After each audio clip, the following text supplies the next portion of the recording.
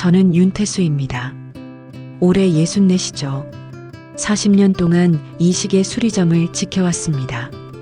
아침 9시에 문을 열고 저녁 7시에 문을 닫았어요. 손님들이 들고 오는 낡은 시계를 보며 그들의 추억을 듣는 게 제 일이었습니다. 어떤 시계엔 돌아가신 할아버지의 체온이 남아있고 어떤 시계엔 첫사랑의 기억이 새겨져 있었죠. 저는 그 시계들을 고치면서 사람들의 시간을 되돌려주는 일을 해왔습니다. 이 가게는 제 아버지가 시작하신 곳이었어요. 25세 아버지로부터 물려받아 지금까지 한 자리를 지켰습니다. 가게 입구의 낡은 간판, 삐걱거리는 문, 세월이 쌓인 작업대, 모든 게 제 삶의 일부였죠. 그러던 어느 날이었어요. 우편함에 한 장의 서류가 꽂혀 있었습니다. 확인해 보니 재개발 통보서였죠. 한 달 안에 가게를 비우라는 내용이었어요. 처음엔 믿기지 않았습니다. 장난이겠거니 했죠. 하지만 건물주에게 전화를 걸었을 때 돌아온 대답은 차갑기만 했습니다. 법적으로 문제 없어요. 한 달 안에 비워주세요. 보상금은 따로 나가지 않습니다. 사장님, 40년을 여기서 장사했는데 이렇게 갑자기. 죄송하지만 저도 어쩔 수 없습니다. 재개발 구역으로 확정됐어요. 전화를 끊고 나니 손이 떨렸습니다. 가슴이 철렁 내려앉았어요. 40년이란 세월이 한 장의 종이로 무너지는 기분이었습니다. 저는 가게 안을 천천히 둘러봤습니다.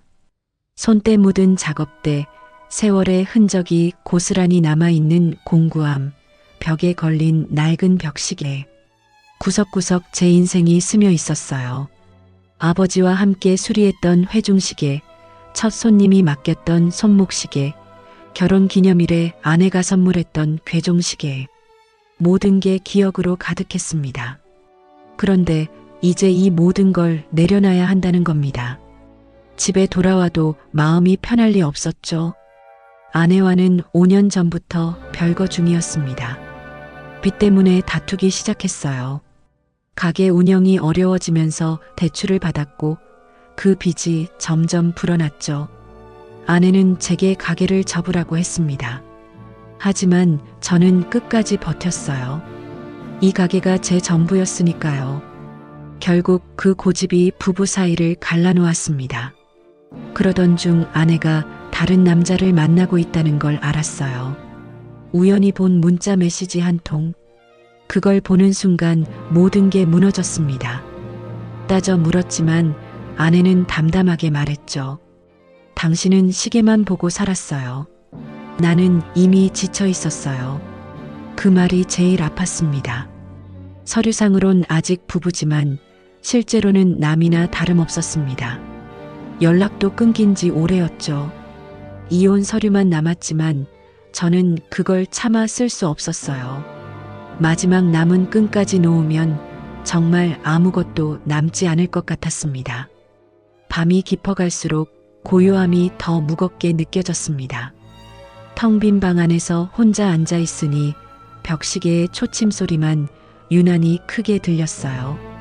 째깍 째깍 째깍. 시간은 흘러가는데 저는 제자리에 멈춰 있는 것 같았습니다. 이제 나한테 남은 게 뭐지? 그 질문에 답할 수 없었어요. 가게도 아내도 미래도 없는 인생. 그게 64살 윤태수의 현실이었습니다. 다음 날 아침 친구 박만수에게 전화가 왔습니다. 만수는 저와 같은 나이로 오래전부터 알고 지낸 친구였어요. 가끔 소주 한잔하며 속내를 나누는 사이였죠. 야, 태수야. 너 요즘 기운이 없어 보이던데 나랑 어디 좀 다녀올래? 어디? 그냥 아무 데나. 묻지마. 관광이라고 들어봤어?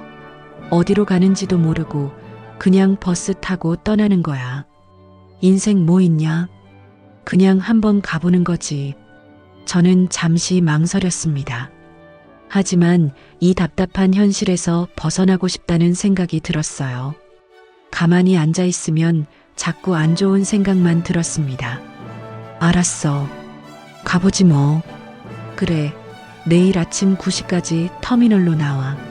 내가 예약해 놓을게. 그렇게 저는 생전 처음으로 묻지마 관광버스에 몸을 싣게 됐습니다. 출발 당일 버스 정류장에서 만수를 만났습니다. 그는 여전히 밝은 얼굴로 저를 반겼어요. 오늘은 그냥 다 잊고 즐기자고. 어차피 인생 한 번밖에 못 사는 거 아니야? 그래, 고맙다. 버스에 올라 자리에 앉았습니다. 창밖으로 도심이 천천히 멀어지기 시작했죠. 익숙한 건물들이 하나둘 사라지고 고속도로가 펼쳐졌습니다. 그런데 앞좌석을 보는 순간 심장이 멎는 것 같았습니다. 하얀 봉투 하나가 놓여 있었어요. 그리고 그 위엔 분명하게 적혀 있었습니다. 윤태수 씨께. 제 이름이었습니다. 저는 주변을 둘러봤습니다. 하지만 아무도 저를 쳐다보지 않았어요. 모두 각자의 생각에 빠져 있거나 창밖을 바라보고 있었죠. 옆자리의 만수도 눈을 감고 졸고 있었습니다. 손을 떨며 봉투를 집어들었습니다. 뜯어보니 안에는 단 한 줄의 문장이 적혀 있었어요. 경주 도착 후 불국사 앞에서 기다리겠습니다. 머릿속이 복잡해졌습니다. 내 이름을 어떻게 알지? 누가 장난치는 건가? 아니면 진짜 누군가 날 기다리는 건가? 생각이 꼬리에 꼬리를 물었지만 답은 나오지 않았어요. 버스는 이미 고속도로에 진입했고 되돌아갈 수도 없었습니다. 저는 봉투를 주머니에 넣고 창밖을 바라봤습니다. 흐르는 풍경을 보며 생각했어요. 이게 무슨 일이지? 혹시 옛날에 알던 사람인가? 아니면 온갖 상상이 머릿속을 스쳤습니다. 혹시 아내가 보낸 건 아닐까? 아니면 가게 손님 중 한 명일까? 아니면 전혀 모르는 사람의 장난일까? 가슴 한편이 묘하게 두근거렸습니다. 불안함과 기대감이 뒤섞인 이상한 감정이었죠. 오랜만에 느껴보는 설렘 같은 것이었습니다. 버스는 계속 달렸고 저는 주머니 속 봉투를 만지작거리며 창밖만 바라봤습니다. 그때부터 제 인생은 예상치 못한 방향으로 흘러가기 시작했습니다. 버스 안은 생각보다 조용했습니다. 사람들은 대부분 중장년층이었어요. 누구는 졸고, 누구는 스마트폰을 들여다보고, 또 누구는 창밖을 멍하니 바라봤죠. 저와 비슷한 처지의 사람들이 아닐까 싶었습니다. 각자의 이유로 일상을 벗어나고 싶었던 사람들.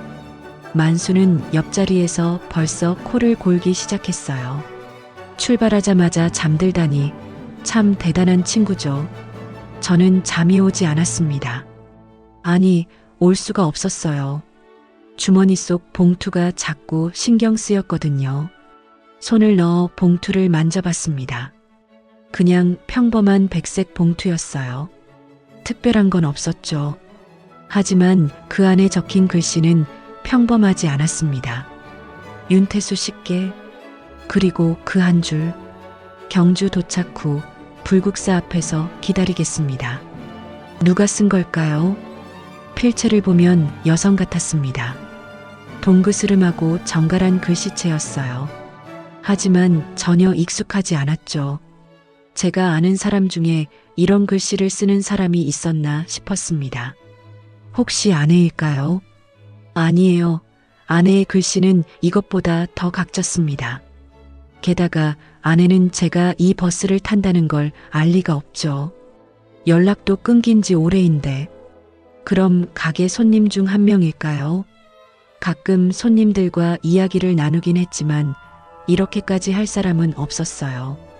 다들 시계 맡기고 찾아가고 그게 끝이었습니다. 머릿속이 복잡해졌습니다. 저는 다시 주변을 둘러봤습니다. 혹시 누가 저를 쳐다보고 있지 않을까 싶어서요. 하지만 아무도 신경 쓰지 않았습니다. 앞좌석의 할머니는 귤을 까먹고 계셨고 뒷좌석의 아저씨는 신문을 읽고 있었죠. 모두가 자기 일에만 집중하고 있었습니다. 설마 나를 지켜보는 사람이 있는 건 아니겠지? 그런 생각이 들자 등골이 오싹해졌어요.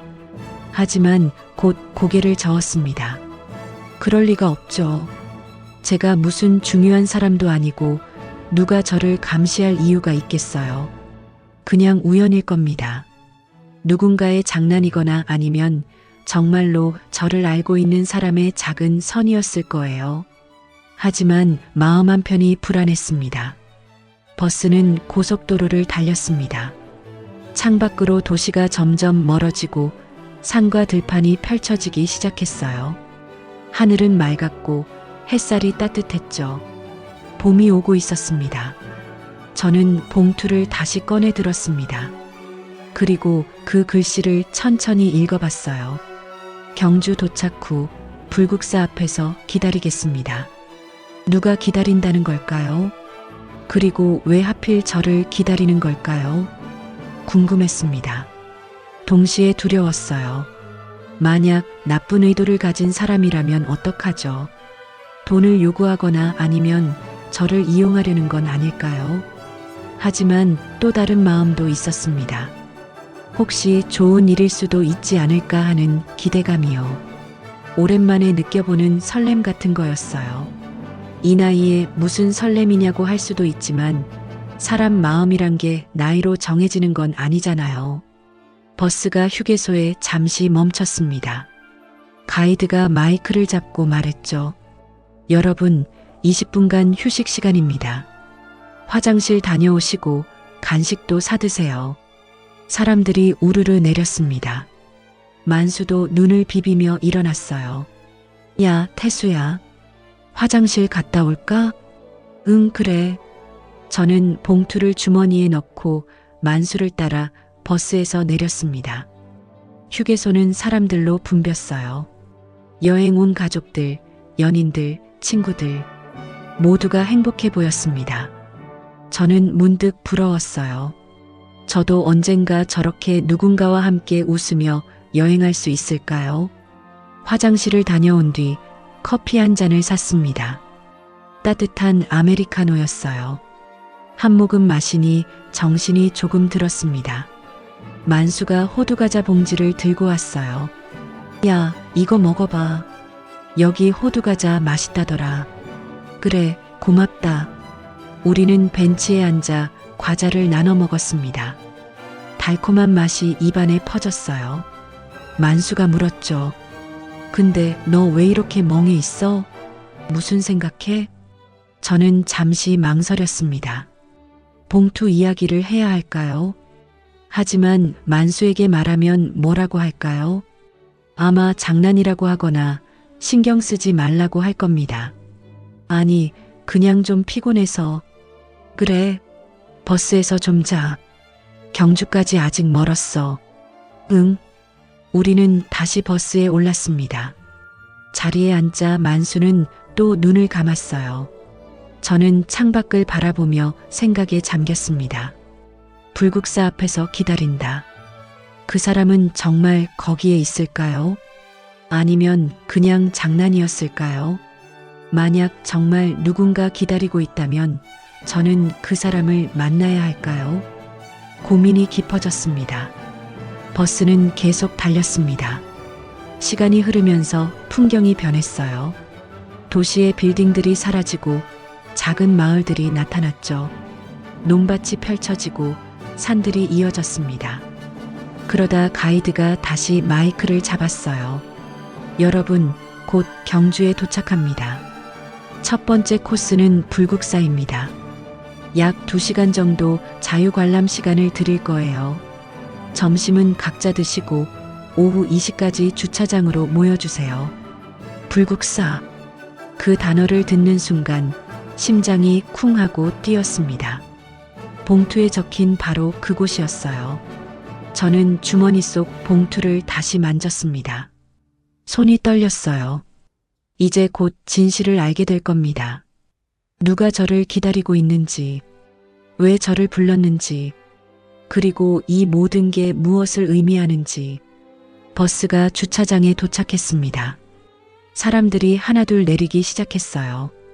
저도 천천히 자리에서 일어났습니다. 만수가 말했죠. 야, 빨리 내려. 우리 사진 좀 찍자. 응, 알았어.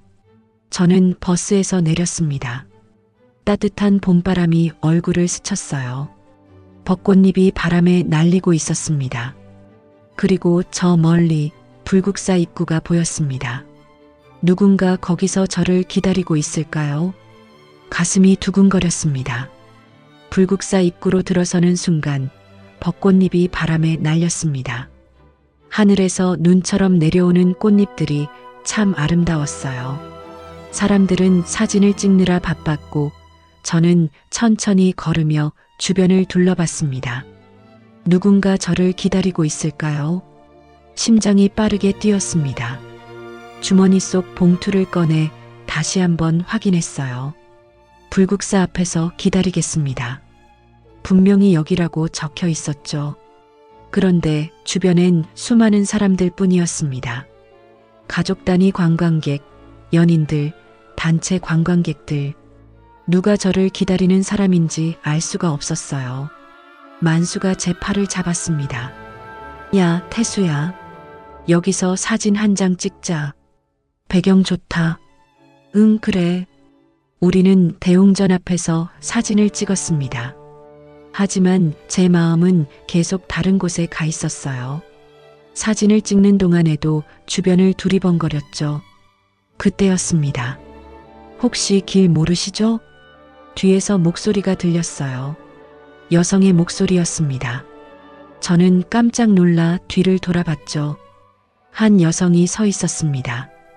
흰 바람막이를 입은 단정한 모습이었어요. 나이는 60 정도로 보였고 짧은 머리에 부드러운 인상이었습니다. 밝게 웃고 있었죠. 제가 안내해 드릴게요. 이 절은 처음이신 것 같아서요. 그 순간 이상한 느낌이 들었습니다. 목소리가 어딘가 익숙했어요. 어디서 들어본 것 같은데 기억이 나지 않았습니다. 하지만 처음 보는 얼굴이었죠. 아, 네. 감사합니다. 처음 와봐서 잘 모르겠네요. 경주는 처음이세요? 네, 그렇습니다. 여성은 밝게 웃으며 앞장섰습니다. 그럼 제가 좋은 곳들 소개해 드릴게요. 저는 정미라라고 해요. 저는 윤태수입니다. 제 이름을 말하는 순간 미라가 잠깐 멈칫했습니다. 하지만 금방 다시 웃으며 말했죠. 반갑습니다. 태수 씨. 우리는 함께 불국사를 둘러봤습니다. 미라는 이곳저곳을 안내하며 설명해 줬어요. 다보탑과 석가탑의 의미, 청운교와 백운교의 상징, 마치 전문 가이드처럼 자세히 알고 있었습니다. 여기 자주 오세요? 네, 가끔 와요. 마음이 복잡할 때 이곳에 오면 편안해지거든요. 미라의 목소리는 따뜻했습니다. 그리고 웃을 때마다 눈가에 작은 주름이 생겼어요. 그게 왠지 정겹게 느껴졌습니다. 만수는 어느새 다른 곳으로 가버렸어요. 아마 혼자 구경하고 싶었나 봅니다. 저는 미라와 단둘이 걷게 됐죠. 태수 씨는 무슨 일 하세요? 시계 수리점을 운영했습니다. 아, 했었죠. 이제 곧 가게를 접어야 해서요. 그러시군요. 힘드셨겠어요. 미라의 목소리에 진심 어린 위로가 담겨 있었습니다. 저는 고개를 끄덕였어요. 40년을 했는데 하루아침에 끝나니까 허전하네요. 그럼 이번 여행이 더 의미 있겠네요. 새로운 시작 전에 잠깐 쉬어가는 시간이라고 생각하시면 어떨까요? 그 말이 가슴에 와닿았습니다. 새로운 시작. 그런 게 제게도 있을까요? 우리는 벤치에 앉아 잠시 쉬었습니다. 벚꽃잎이 계속 날렸어요. 바람이 불 때마다 하얀 꽃잎들이 춤을 췄습니다. 참 아름답네요. 그렇죠. 매년 봐도 질리지 않아요. 미라가 말했습니다. 그리고 저를 쳐다봤어요. 태수 씨, 우리 어디선가 본 적 있는 것 같지 않아요? 그 말에 저는 놀랐습니다. 저도 똑같은 생각을 하고 있었거든요. 저도 그런 느낌이 들었습니다. 목소리가 익숙하달까요? 그쵸? 이상하게 낯설지가 않아요. 우리는 서로를 바라봤습니다. 이상한 침묵이 흘렀어요. 마치 오래전부터 알고 지낸 사람처럼 편안한 느낌이었습니다. 혹시 서울에 사세요? 네, 서울입니다. 저도요. 그럼 어디선가 스쳐 지나갔을 수도 있겠네요. 미라가 웃었습니다. 저도 따라 웃었죠. 하지만 마음 한편이 이상했습니다. 정말 우연일까요? 아니면 문득 주머니 속 봉투가 생각났습니다. 설마 이 사람이 봉투를 놓은 건 아니겠지? 그런 생각이 스쳤지만 곧 고개를 저었어요. 그럴 리가 없죠. 미라는 그냥 친절한 사람일 뿐입니다. 시간이 금방 지나갔습니다. 어느새 오후 2시가 다 됐어요. 버스로 돌아가야 할 시간이었습니다. 그럼 저는 이만 가봐야겠어요. 네, 좋은 여행 되세요. 태수 씨. 미라가 손을 흔들었습니다. 저도 손을 흔들며 버스로 향했어요. 뒤를 돌아보니 미라는 여전히 그 자리에 서서 저를 바라보고 있었습니다. 가슴이 묘하게 두근거렸습니다. 저녁이 됐습니다. 버스는 경주 시내의 한 호텔 앞에 도착했어요. 가이드가 말했죠. 오늘은 여기서 묵으실 겁니다. 저녁은 자유 식사고 내일 아침 8시에 로비에서 만나요. 방에 짐을 풀고 나니 배가 고팠습니다. 만수와 함께 근처 포장마차로 갔어요. 경주 시내의 작은 포장마차였는데 사람들로 붐볐습니다. 우리는 자리에 앉아 어묵과 소주를 시켰어요. 따뜻한 어묵 국물이 몸을 녹여줬습니다. 야, 오늘 재밌었지? 만수가 말했습니다. 응, 좋았어. 근데 너 오늘 왜 그렇게 두리번거렸어? 누구 찾았어? 아니, 그냥. 말을 하려던 순간 누군가 제 어깨를 톡 쳤습니다. 어머, 태수 씨? 뒤를 돌아보니 미라가 서 있었습니다. 저는 깜짝 놀랐어요. 미라 씨? 여기 웬일이세요? 저도 저녁 먹으러 왔어요. 우연이네요. 정말 우연이었을까요? 하지만 미라의 얼굴엔 진심 어린 놀라움이 있었습니다. 같이 앉으시겠어요? 만수가 자리를 권했고 미라는 고맙다며 앉았습니다. 우리는 셋이서 소주를 마시며 이야기를 나눴어요. 미라는 혼자 여행 중이라고 했습니다. 요즘 마음이 복잡해서 혼자만의 시간이 필요했다고 했죠. 저도 비슷해요. 요즘 인생이 꼬여서요. 제가 말했습니다. 미라가 고개를 끄덕였어요. 인생이 꼬일 때도 있죠. 하지만 언젠가 풀리게 돼 있어요. 그 말이 위로가 됐습니다. 우리는 계속 이야기를 나눴어요. 어느새 소주병이 비었고 밤은 깊어갔습니다. 헤어질 시간이 됐습니다. 미라가 일어서며 말했죠. 오늘 정말 즐거웠어요. 내일도 좋은 하루 되세요. 미라 씨도요. 미라가 떠나고 저는 만수와 함께 호텔로 돌아왔습니다. 방에 들어와 침대에 누우니 온갖 생각이 들었어요. 봉투의 글씨, 미라의 목소리, 그리고 오늘 하루 함께한 시간들. 모든 게 우연치곤 너무 완벽했습니다. 설마 미라가 봉투를 놓은 건 아니겠지? 아니야, 그럴 리 없어. 하지만 마음 한편이 계속 의심했습니다. 동시에 이상한 설렘도 있었어요. 오랜만에 느껴보는 감정이었습니다. 그날 밤 저는 잠을 이루지 못했습니다. 다음 날 아침 버스는 첨성대로 향했습니다. 저는 창밖을 바라보며 어젯밤 일을 생각했어요. 미라와의 우연한 만남, 포장마차에서 나눈 대화들, 모든 게 꿈 같았습니다. 첨성대에 도착하자 사람들이 우르르 내렸어요. 저도 만수와 함께 내렸죠. 그런데 입구에서 누군가 손을 흔들고 있었습니다. 미라였습니다. 태수 씨, 여기요. 저는 놀랐습니다. 미라가 여기 있을 줄은 몰랐거든요. 미라 씨? 어떻게 여기에? 저도 오늘 이쪽 코스 돌아요. 또 만나네요. 미라가 밝게 웃었습니다. 우연치곤 너무 자주 만나는 것 같았지만 저는 그냥 기뻤어요.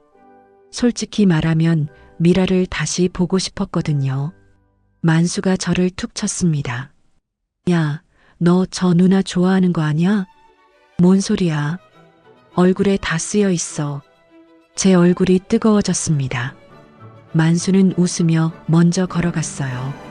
저는 미라와 함께 첨성대를 둘러봤습니다. 오래된 석탑이 하늘을 향해 우뚝 서 있었어요. 미라가 설명했죠. 이게 신라시대 천문대예요. 하늘을 관측하던 곳이죠. 신기하네요. 옛날 사람들도 별을 봤구나. 그럼요. 사람은 언제나 하늘을 보며 꿈을 꿨어요. 우리는 첨성대 앞에서 사진을 찍었습니다. 미라가 제 휴대폰으로 사진을 찍어줬어요. 그리고 미라도 사진을 찍자고 했죠. 저도 한 장 찍어주세요. 네, 좋습니다. 카메라 렌즈 너머로 보이는 미라는 참 아름다웠습니다. 웃는 모습이 밝았어요. 셔터를 누르는 제 손이 살짝 떨렸습니다. 오후에는 안압지로 갔습니다. 넓은 연못과 정자가 있는 곳이었어요. 노을이 지기 시작했고 하늘이 붉게 물들었습니다. 여기 정말 예쁘네요. 제가 말했습니다. 미라가 고개를 끄덕였어요. 저녁 무렵이 제일 아름다워요. 노을이 연못에 비치면 더 멋있죠. 우리는 벤치에 앉아 노을을 바라봤습니다. 바람이 살랑 불었고 연못 위로 물결이 일었어요. 고요한 시간이었습니다. 태수 씨는 결혼하셨어요? 미라가 갑자기 물었습니다. 저는 잠시 망설였어요. 서류상으론 그렇습니다. 하지만 5년째 별거 중이에요. 힘드셨겠네요. 이젠 괜찮습니다. 시간이 약이더라고요. 미라가 제 손을 살짝 잡았습니다. 따뜻한 손이었어요. 다시 행복해질 수 있을 거예요. 그 말에 가슴이 뜨거워졌습니다. 오랜만에 누군가의 따뜻함을 느꼈어요. 그런데 그때 미라의 휴대폰이 울렸습니다. 죄송해요. 잠깐만요. 중요한 전화예요. 미라가 자리에서 일어나 멀리 걸어갔습니다. 저는 그 뒷모습을 바라봤어요. 전화를 받는 미라의 표정이 진지해 보였습니다. 처음엔 신경 쓰지 않았습니다. 누구에게나 중요한 전화는 있으니까요. 하지만 그날 이후로 전화가 잦아졌습니다. 다음 날에도 그 다음 날에도 미라는 종종 전화를 받았어요. 그리고 매번 자리를 비웠죠. 잠시만요. 죄송해요. 급한 일이 있어서요. 처음엔 이해했습니다. 하지만 하루가 다르게 그 횟수가 늘어나니 마음 한편이 불편해졌어요. 무슨 일이 있는 걸까? 혹시 나한테 숨기는 게 있는 건 아닐까? 그런 생각이 들기 시작했습니다. 그러던 어느 날 우연히 미라의 통화 내용을 듣게 됐습니다. 우리는 경주 한옥마을을 걷고 있었어요. 미라가 또 전화를 받으며 조금 떨어진 곳으로 갔죠. 저는 기념품 가게를 구경하고 있었습니다. 그런데 미라의 목소리가 들렸어요. 가게 뒤편에서였습니다. 네, 오늘은 곧 끝나요. 미라의 목소리였습니다. 저는 무심코 귀를 기울였어요. 그 사람은 생각보다 순진하네요. 쉽게 믿어요. 그 순간 심장이 멎는 것 같았습니다. 그 사람? 순진하다고? 설마 저를 두고 하는 말은 아니겠죠. 저는 애써 그 생각을 지웠습니다. 다른 사람 이야기일 거예요. 제가 오해하는 거겠죠. 하지만 마음이 편하지 않았습니다. 미라가 돌아왔습니다. 여전히 밝게 웃고 있었어요. 기다렸죠? 죄송해요. 아니에요. 괜찮습니다. 저는 웃으며 대답했지만 목소리가 떨렸습니다. 미라가 이상하게 쳐다봤어요. 괜찮으세요? 안색이 안 좋아 보여요. 아, 네. 조금 피곤해서요. 그럼 오늘은 일찍 쉬세요. 우리는 호텔로 돌아왔습니다. 방에 들어와 침대에 누웠지만 잠이 오지 않았어요. 계속 그 말이 머릿속을 맴돌았습니다. 생각보다 순진하네요. 쉽게 믿어요. 혹시 저를 이용하려는 건 아닐까요? 봉투도 미라가 놓은 걸까요? 모든 게 계획된 거였을까요? 의심이 커져갔습니다. 다음 날부터 저는 미라를 조금씩 관찰했습니다. 말투, 행동, 표정, 모든 걸 유심히 봤어요. 그런데 이상했습니다. 미라는 여전히 따뜻했고 진심 어린 미소를 지었어요. 전화를 받을 때만 표정이 굳어졌을 뿐이었죠. 내가 오해하는 걸까? 아니면 정말로 뭔가 숨기는 걸까? 확신할 수 없었습니다. 여행은 계속됐습니다. 하지만 제 마음속엔 의심의 그림자가 짙어졌어요. 미라의 미소를 볼 때마다 그 통화 내용이 떠올랐습니다. 순진하다. 그 말이 가슴을 찔렀습니다. 저는 미라에게 물어볼까 고민했어요. 하지만 용기가 나지 않았습니다. 만약 정말로 저를 속이는 거라면 어떡하죠? 그리고 만약 제가 오해한 거라면 미라에게 상처를 주는 거잖아요. 결국 아무 말도 하지 못했습니다. 그저 조용히 지켜봤을 뿐이었죠. 마지막 날 저녁 미라가 말했습니다. 태수 씨, 서울 가서도 연락해요. 이번 여행 정말 좋았어요. 저는 고개를 끄덕였습니다. 하지만 마음 한편이 무거웠어요. 정말로 다시 만나도 될까? 이 사람을 믿어도 될까? 대답을 찾을 수 없었습니다. 서울로 돌아온 뒤에도 미라와의 연락은 계속됐습니다. 문자 메시지가 왔어요. 잘 들어가셨어요? 오늘도 좋은 하루 보내세요. 처음엔 그 문자들이 기뻤습니다. 하지만 의심은 사라지지 않았어요. 경주에서 들었던 그 통화 내용이 자꾸 떠올랐죠. 생각보다 순진하네요. 그 말이 계속 귓가에 맴돌았습니다. 일주일 뒤 미라가 만나자고 했습니다. 태수 씨, 시간 되시면 커피 한 잔 어때요? 저는 망설였습니다. 만나야 할까요? 아니면 거절해야 할까요? 하지만 결국 만나기로 했어요. 직접 물어보고 싶었습니다. 제가 오해한 건지 아니면 정말로 뭔가 숨기는 게 있는지. 약속 장소는 홍대 근처 카페였습니다. 저는 일찍 도착해서 기다렸어요. 창밖을 바라보며 생각했죠. 오늘은 물어봐야겠어. 그 전화 통화 말이야. 그런데 미라에게서 문자가 왔습니다. 죄송해요. 약속 장소를 바꿔도 될까요? 강남역 근처 카페로 와주시면 안 될까요? 갑자기 장소를 바꾸는 게 이상했습니다. 하지만 저는 알겠다고 답했어요. 강남역으로 이동했습니다. 그런데 또 문자가 왔어요. 미안해요. 일이 생겨서 조금 늦을 것 같아요. 30분만 기다려주세요. 저는 카페에 앉아 기다렸습니다. 30분이 지나고 1시간이 지났어요. 미라는 오지 않았습니다. 전화를 걸었지만 받지 않았어요. 문자도 답이 없었죠. 뭐지? 무슨 일이 있나? 불안했습니다. 그 뒤로도 비슷한 일이 반복됐습니다. 약속을 잡으면 장소를 바꾸거나 시간을 미루거나 아예 취소했어요. 그리고 미라는 자주 이런 말을 했습니다. 태수 씨, 혹시 카페 말고 조용한 곳에서 만날 수 있을까요? 누가 보면 안 돼요. 제가 설명하기 좀 복잡한 상황이거든요. 그 말들이 의심을 더 키웠습니다. 누가 보면 안 된다니? 뭘 숨기는 거지? 저는 점점 혼란스러워졌어요. 그러던 어느 날 미라에게서 전화가 왔습니다. 태수 씨, 미안해요. 오늘 약속을 미뤄야 할 것 같아요. 무슨 일이세요? 병원에 잠깐 들러야 해서요. 다음에 꼭 만나요. 병원. 그 단어를 듣는 순간 이상한 예감이 들었습니다. 저는 물었어요. 어디 아프세요? 아니에요. 그냥 정기 검진이에요. 걱정 마세요. 미라의 목소리는 평소와 달리 조금 떨리는 것 같았습니다. 전화를 끊고 나니 마음이 불편했어요. 뭔가 이상했습니다. 병원에 간다고 했지. 어느 병원이라고 했더라? 미라는 병원 이름을 말하지 않았어요.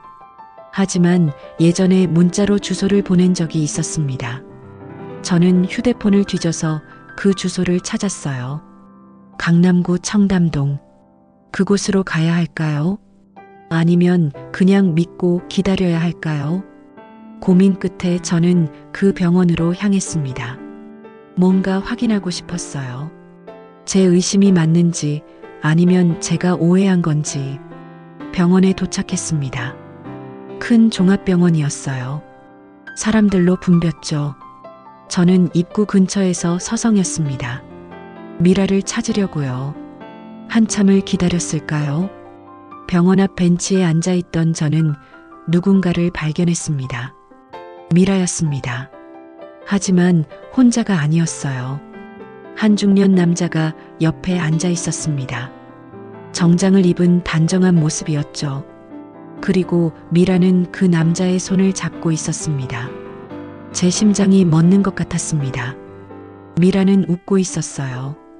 그 웃음은 경주에서 저를 보며 웃던 것과 똑같이 따뜻했습니다. 두 사람은 편안해 보였어요.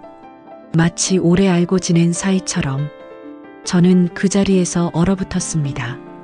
저 남자는 누구지? 왜 미라가 저 사람 손을 잡고 있지? 머릿속이 하얘졌습니다. 발이 떨어지지 않았어요. 그냥 그 자리에 서서 두 사람을 바라봤습니다. 미라와 그 남자는 일어났습니다. 그리고 함께 병원 안으로 들어갔어요.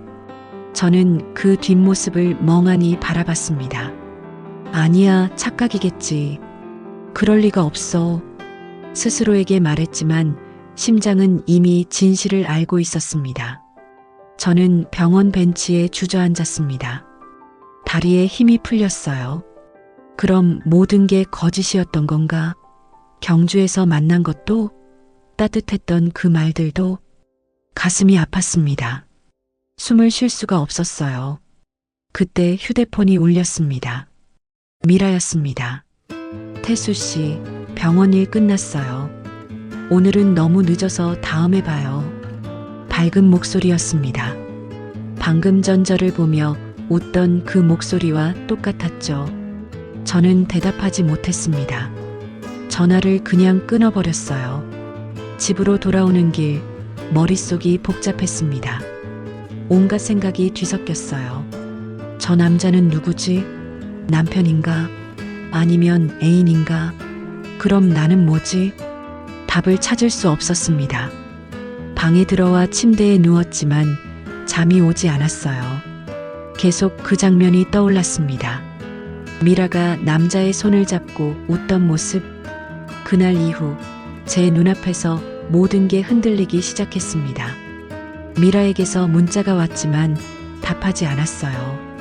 전화도 받지 않았습니다. 며칠이 지났습니다. 미라의 연락은 계속 왔지만 저는 모두 무시했어요. 이제 끝이야. 더 이상 속지 않을 거야. 마음을 다잡으려 했지만 쉽지 않았습니다. 가슴 한편이 계속 아팠어요. 일주일 뒤 미라가 직접 찾아왔습니다. 가게 앞에 서 있었어요. 태수 씨, 왜 연락을 안 받으세요? 무슨 일 있어요? 저는 고개를 돌렸습니다. 미라 씨, 이제 그만 만나요. 왜요? 무슨 일이에요? 미라의 목소리가 떨렸습니다. 하지만 저는 대답하지 않았어요. 그냥 돌아서서 가게 안으로 들어갔습니다. 문을 닫는 순간 눈물이 흘렀습니다. 며칠이 지났습니다. 저는 가게 정리에 몰두했어요. 40년 동안 쌓인 물건들을 하나하나 정리하며 시간을 보냈죠. 그게 미라 생각을 지우는 유일한 방법이었습니다. 그런데 어느 날 가게 앞으로 한 통의 등기 우편이 왔습니다. 발신인은 법무법인이었어요. 뜯어보니 이혼 소송 관련 서류였습니다. 아내가 정식으로 이혼 소송을 제기한 겁니다. 서류에는 변호사 이름이 적혀 있었어요. 김재훈 변호사. 그리고 며칠 뒤 법률 상담을 위해 사무실로 오라는 내용이었죠. 저는 한숨을 쉬었습니다. 결국 이렇게 끝나는구나 싶었어요.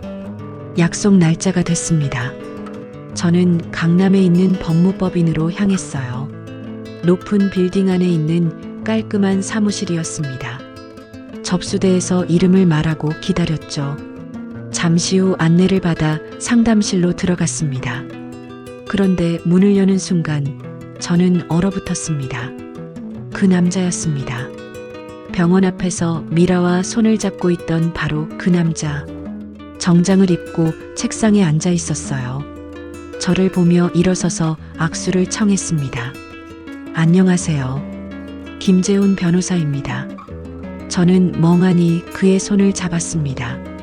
머릿속이 복잡했어요. 이 사람이 아내의 변호사라고?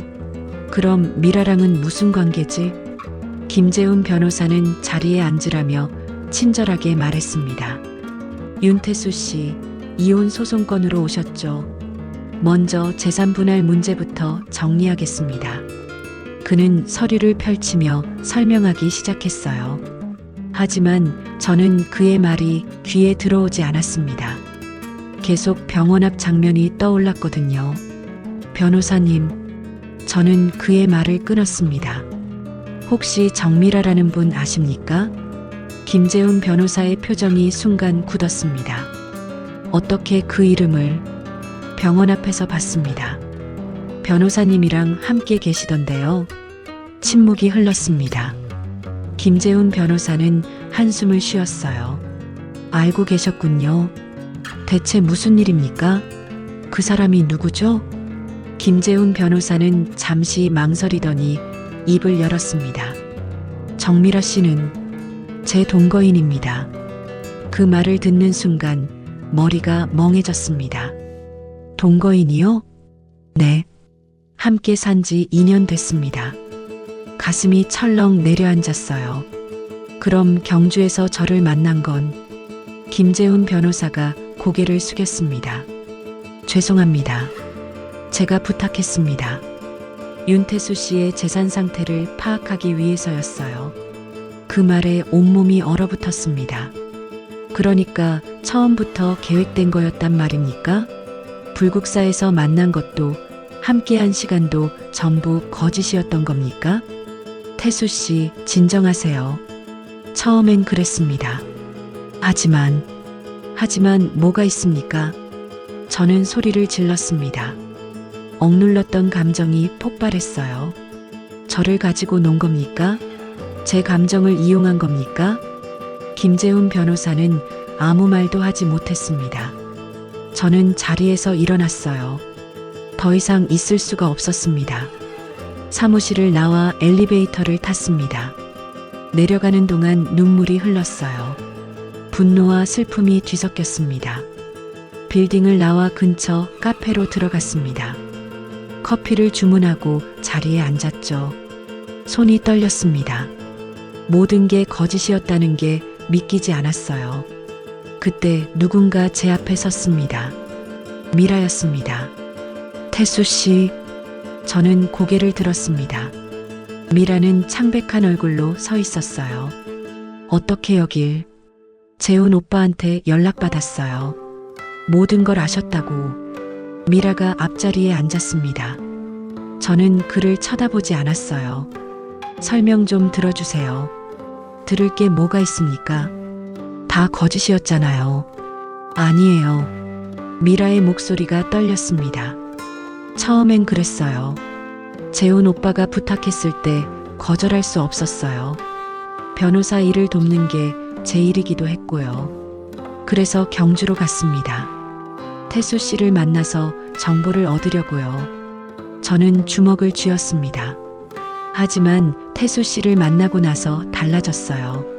함께 시간을 보내면서 제 마음이 흔들렸어요. 처음엔 일이었지만 나중엔 진심이 됐어요.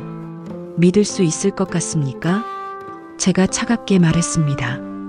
미라는 눈물을 흘렸어요. 믿어달라고는 안 할게요. 하지만 정말이에요. 경주에서 함께했던 시간들, 노을을 보며 나눴던 대화들, 그건 다 진심이었어요. 그럼 왜 말하지 않았습니까? 왜 숨겼어요? 말할 수가 없었어요. 말하면 태수 씨가 저를 떠날 거라는 걸 알았으니까요. 제 손에 쥐고 있던 커피 잔이 떨어졌습니다. 바닥에 떨어진 잔이 산산조각 났어요. 그럼 불국사에서부터 다 계산된 거였단 말입니까? 봉투도 당신이 놓은 거고요? 미라가 고개를 끄덕였습니다. 네, 제가 놓았어요. 태수 씨를 불러내기 위해서였어요. 가슴이 찢어지는 것 같았습니다. 그땐 나도 내 마음이 이럴 줄 몰랐어요. 미라의 목소리가 떨렸습니다. 하지만 그 말조차 믿기지 않았어요. 저는 자리에서 일어났습니다. 미라 씨, 이제 그만 만나요. 다시는 연락하지 마세요. 태수 씨, 미라가 제 팔을 잡았습니다. 하지만 저는 뿌리쳤어요. 카페를 나와 거리를 걸었습니다. 사람들이 지나갔지만 아무것도 보이지 않았습니다. 모든 게 무너졌습니다. 믿었던 사람, 설렜던 감정, 행복했던 시간들, 전부 거짓이었습니다. 저는 그냥 걸었습니다. 어디로 가는지도 모른 채로요. 그날 밤 저는 혼자 방에 앉아 울었습니다. 64년을 살면서 이렇게 많이 운 적은 없었어요. 그날 이후 저는 모든 연락을 끊었습니다. 휴대폰을 꺼버렸어요. 미라의 문자도 전화도 받지 않았습니다. 세상과 단절하고 싶었죠. 가게에만 틀어박혀 있었습니다. 시계를 고치고 물건을 정리하고 그냥 시간을 보냈어요. 생각하지 않으려고 애썼습니다. 하지만 밤이 되면 견딜 수가 없었어요. 어둠 속에서 혼자 앉아 있으면 온갖 생각이 몰려왔습니다. 분노가 치밀어 올랐어요. 나를 가지고 논 거야? 내 감정을 이용한 거잖아. 주먹으로 벽을 쳤습니다.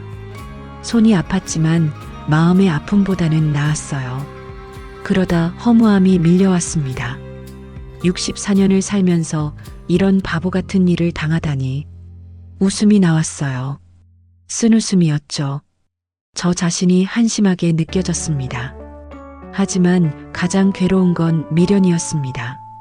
미라와 함께했던 시간들이 자꾸 떠올랐어요.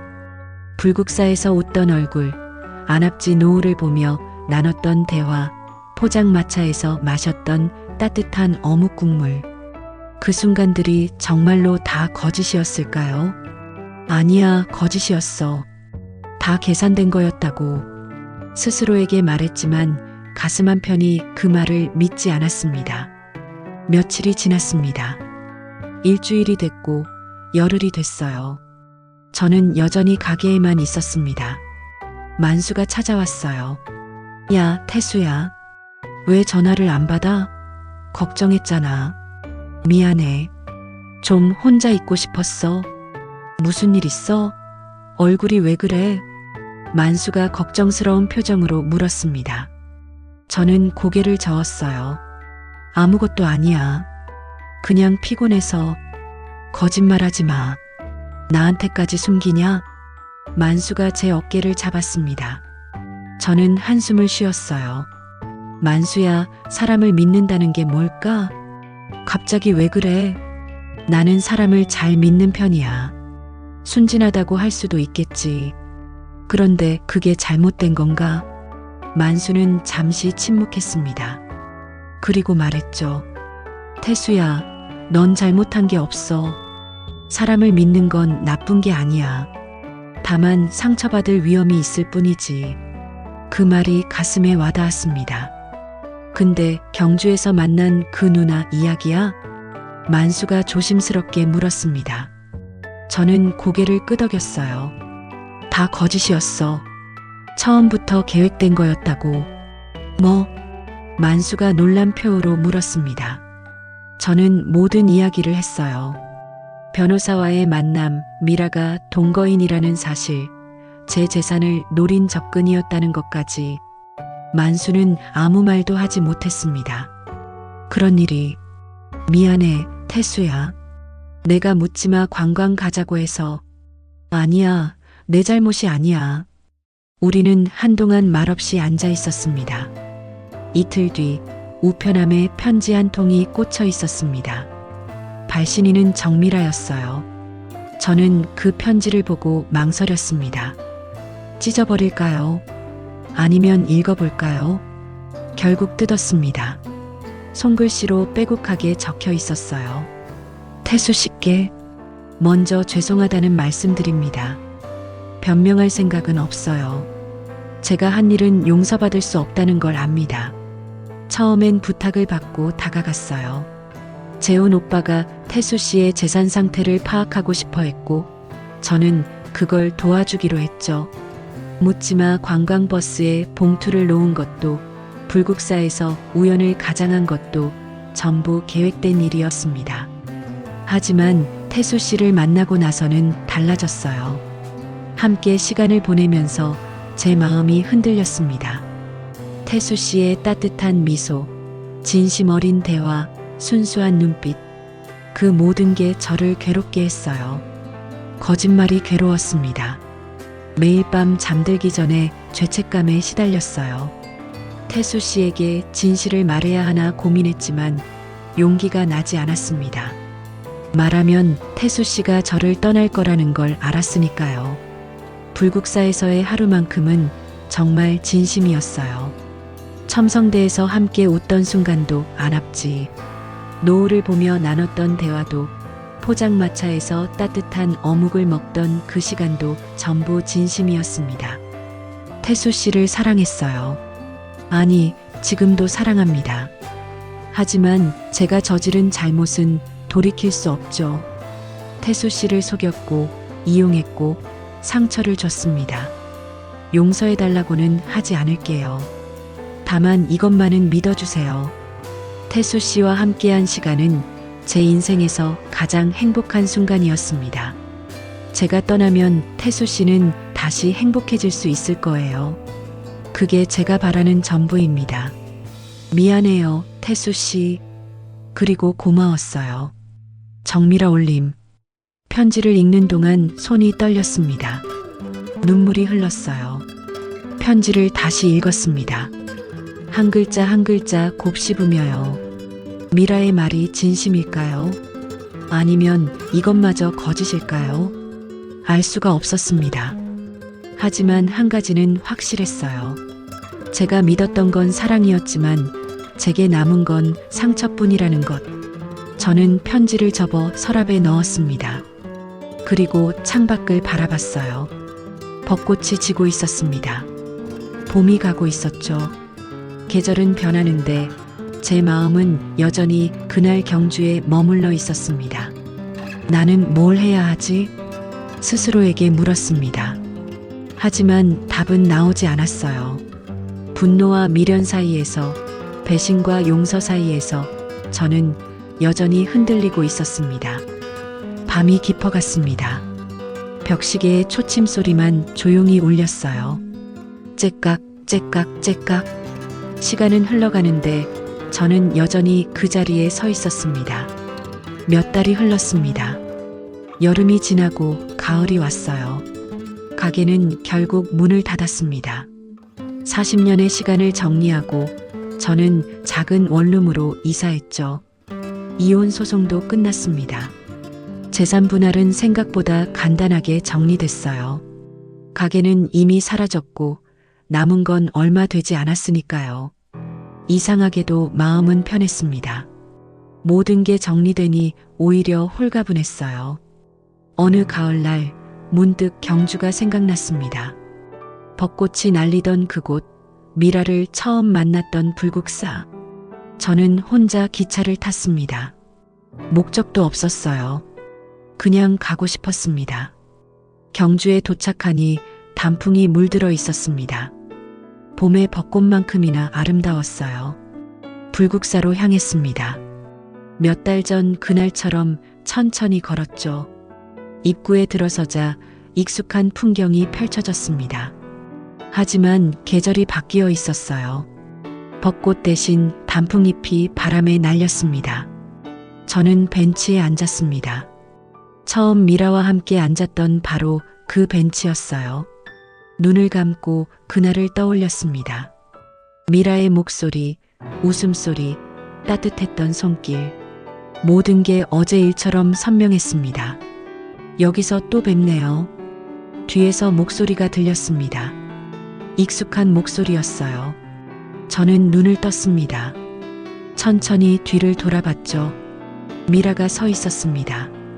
짧아진 머리, 예전보다 수척해진 얼굴. 하지만 눈빛은 고요했어요. 평온해 보였습니다. 미라 씨, 앉아도 될까요? 미라가 조심스럽게 물었습니다. 저는 고개를 끄덕였어요. 미라가 옆에 앉았습니다. 둘 사이에 적당한 거리가 있었죠. 침묵이 흘렀습니다. 어색하지 않은 침묵이었어요. 서로의 존재만으로도 충분한 그런 시간이었습니다. 경주가 좋아서요. 미라가 먼저 말했습니다. 요즘 자주 오세요? 가끔요. 마음이 복잡할 때 이곳에 와요. 저도 그렇습니다. 우리는 다시 침묵했습니다. 바람이 불었고 단풍잎이 우리 앞을 지나갔어요. 태수 씨, 어떻게 지내셨어요? 그냥 그렇게 지냈습니다. 가게는 정리했고 이혼도 끝났어요. 힘드셨겠어요. 생각보다 괜찮았습니다. 오히려 홀가분하더라고요. 미라가 고개를 끄덕였습니다. 저도 서울을 떠났어요. 재훈 오빠랑도 헤어졌고요. 그 말에 저는 미라를 쳐다봤습니다. 왜요? 더 이상 함께 있을 수 없었어요. 제가 저지른 일이 계속 저를 괴롭혔거든요. 미라의 목소리가 떨렸습니다. 태수 씨한테 한 일이 계속 마음에 걸렸어요. 매일 밤 자책했고 결국 모든 걸 정리했습니다. 그럴 필요 없었는데요. 아니에요. 제 선택이었어요. 다시 침묵이 흘렀습니다. 해가 기울기 시작했어요. 노을이 지고 있었습니다. 하늘이 붉게 물들었죠. 참 아름답네요. 제가 말했습니다. 미라가 고개를 끄덕였어요. 그날도 이랬어요. 안압지에서 노을을 봤죠. 기억하고 계시는군요. 다 기억해요. 모든 순간을요. 미라가 저를 바라봤습니다. 눈가에 눈물이 맺혀 있었어요. 태수 씨, 그날의 일 후회하지 않아요. 비록 잘못된 시작이었지만 태수 씨를 만난 건 제 인생에서 가장 소중한 일이었어요. 저는 한참 침묵했습니다. 그리고 입을 열었어요. 나도요. 비록 아팠지만 당신 덕분에 내 마음이 아직 살아있다는 걸 알았으니까요. 미라가 울었습니다. 소리 없이 눈물만 흘렸어요. 저는 손수건을 건넸습니다. 미라가 고맙다며 받았죠. 용서해달라고는 하지 않을게요. 미라가 말했습니다. 이미 용서했습니다. 제 말에 미라가 깜짝 놀라 저를 봤어요. 정말요? 네. 오래전에요. 화를 내고 미워하는 것도 지쳤습니다. 그리고 당신의 편지를 읽으면서 알았어요. 당신도 아팠다는 걸요. 미라가 더 세게 울었습니다. 저는 그 모습을 가만히 바라봤어요. 노을은 점점 짙어졌습니다. 하늘 전체가 붉게 물들었죠. 우리 다시 시작할 수 있을까요? 미라가 조심스럽게 물었습니다. 저는 고개를 저었어요. 그건 어려울 것 같습니다. 우린 너무 많이 부서졌어요. 알아요. 그냥 물어본 거예요. 미라가 쓸쓸하게 웃었습니다. 하지만 친구는 될 수 있지 않을까요? 제가 말했습니다. 미라가 저를 쳐다봤어요. 친구요? 네. 가끔 연락하고 이렇게 경주에서 만나서 노을을 보는 친구요. 미라가 밝게 웃었습니다. 오랜만에 보는 진짜 웃음이었어요. 좋아요. 그렇게 하죠. 우리는 노을이 완전히 질 때까지 그 자리에 앉아 있었습니다. 아무 말 없이요. 바람이 불었고 단풍잎이 날렸습니다. 절의 종소리가 멀리서 들려왔어요. 모든 게 평화로웠습니다. 어둠이 내리기 시작했습니다. 저는 자리에서 일어났어요. 이제 가봐야겠습니다. 저도요. 우리는 함께 절을 나왔습니다. 입구에서 헤어졌죠. 태수 씨, 오늘 고마웠어요. 저도요, 미라 씨. 우리는 서로 다른 방향으로 걸어갔습니다. 뒤돌아보지 않았어요. 하지만 마음속엔 온기가 남아 있었습니다. 기차를 타고 서울로 돌아가는 길, 저는 창밖을 바라봤습니다. 경주의 밤이 멀어져 갔어요. 운명은 때로 잔인하지만 진심은 결국 흔적을 남긴다. 문득 그런 생각이 들었습니다. 미라와의 시간은 아팠지만 그 안에 담긴 진심만큼은 거짓이 아니었어요. 그리고 그 진심이 저를 살게 했습니다.